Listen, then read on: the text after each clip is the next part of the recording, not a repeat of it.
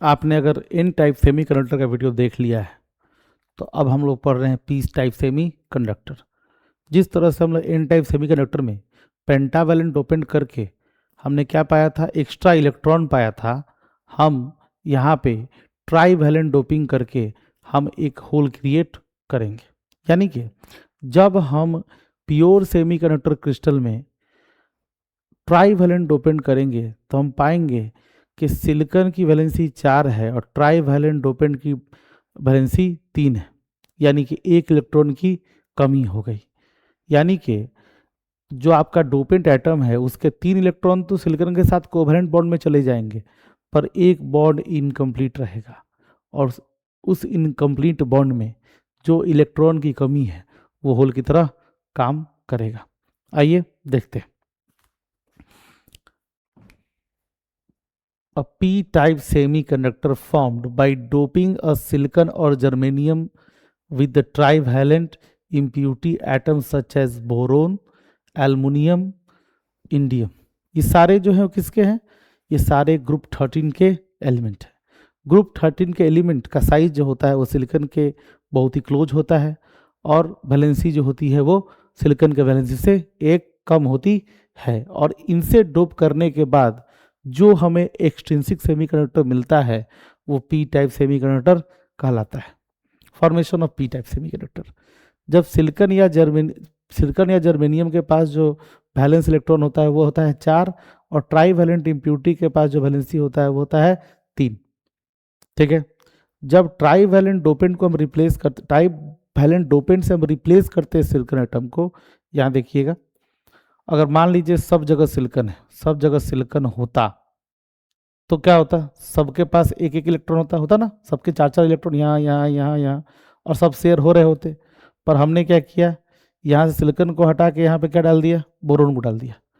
तो बोरोन के पास एक इलेक्ट्रॉन क्या है, कम है, तो ये इलेक्ट्रॉन तो कोवैलेंट बॉन्ड बन गया सिलिकॉन के साथ, इस इलेक्ट्रॉन का भी इस इलेक्ट्रॉन का भी इस कोवैलेंट बॉन्ड बन गया, इस इलेक्ट्रॉन का इस इलेक्ट्रॉन के साथ कोवैलेंट बन गया। पर इस जब ये बॉन्ड बनना चाह रहा था तो यहाँ पे एक इलेक्ट्रॉन की कमी हो गई, इसको क्या बोलेंगे हम, vacancy of electron, vacancy of electron. ठीक है, वही बात यहाँ पे लिखा हुआ है।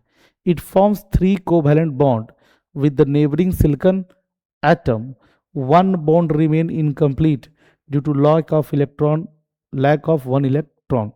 एक इलेक्ट्रॉन के कमी के कारण एक कोवैलेंट बॉन्ड क्या रह गया है, इनकम्प्लीट रह गया है।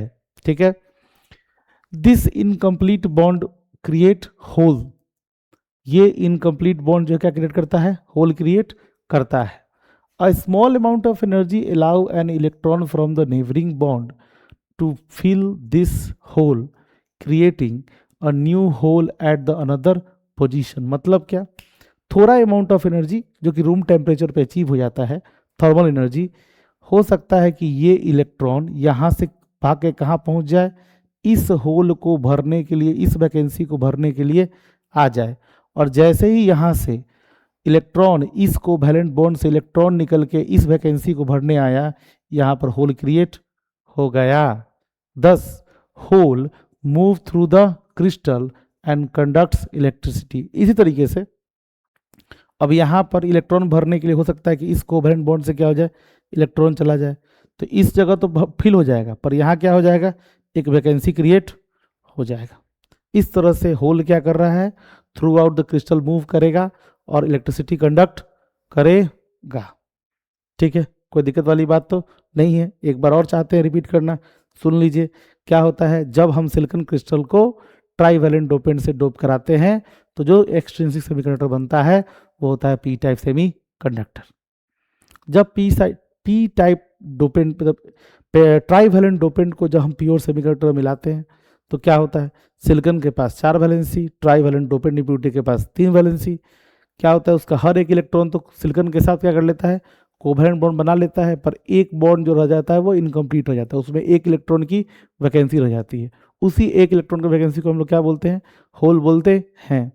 अब क्या होगा, थोड़े से एनर्जी पे बगल वाले कोवैलेंट बॉन्ड से एक इलेक्ट्रॉन उस जगह को फिल करने चला आता है और उस जगह पे एक होल क्रिएट हो जाता है, और इसी तरह से होल क्या करता है, सेमीकंडक्टर क्रिस्टल में मूव करता है। ठीक है, अब जो ये जो इम्प्यूटी एटम है, आप याद करिए एन टाइप सेमीकंडक्टर में वो डोनर इम्प्यूटी था, क्योंकि ये इलेक्ट्रॉन को एक्सेप्ट करेगा किसी और बॉन्ड से, तो इसको हम बोलते हैं एक्सेप्टर इम्प्यूटी। ट्राइवैलेंट इम्प्यूटी, एक मिनट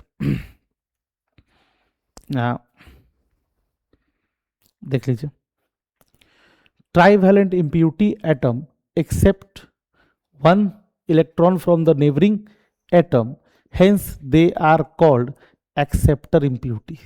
उसे क्या बोलते हैं हम, एक्सेप्टर इम्प्यूटी बोलते हैं। ठीक है,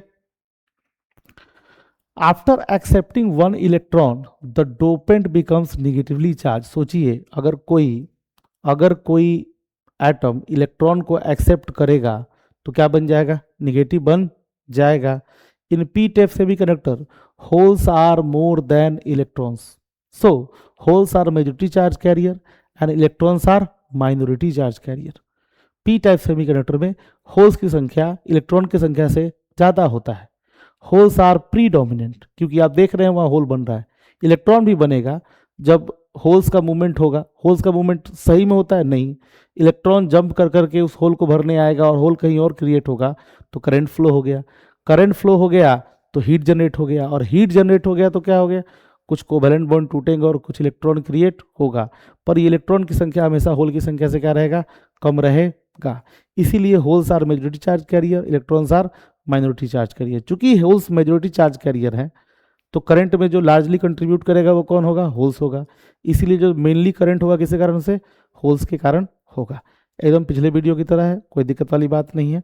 ठीक है, आप समझ चुके हैं एन टाइप सेमीकंडक्टर क्या होता है, आप समझ चुके हैं कि पी टाइप सेमीकंडक्टर क्या होता है। आगे चलते हैं, कंडक्टिविटी के बारे में बात करते हैं।